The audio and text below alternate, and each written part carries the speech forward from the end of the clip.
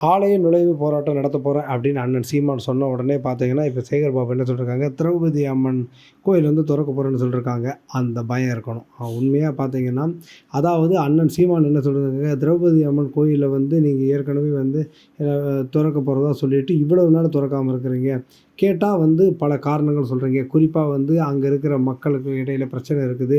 அது பெரிய இரு பிரிவினருக்கிடையே பெரிய ஒரு பிரச்சனையா வந்துரும். அதனால அத வந்து நம்ம ஒண்ணுமே பண்ண முடியாது அப்படின்னு சொல்லி காரணத்த சொல்லிக்கிட்டு இருந்தாங்க.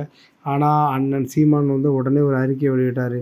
ஒண்ணு நீங்க வந்து கோயில தொறங்க. இல்லாட்டினா நுழைவாயிலுக்குள்ள நாங்க உள்ள போற ஒரு போராட்டத்த குறிப்பா வந்து ஆ நாம் தமிழர் கட்சி தம்பி, தங்கைகளுடன் அந்த கிராமத்து மக்களுடன் உள்ள நான் நேரா கோயிலுக்குள்ள போப்போறேன்னு சொல்லியிருந்தாரு. அது திமுகவுக்கு ஒரு பெரிய ஒரு பாதிப்பை ஏற்படுத்திருந்துச்சு.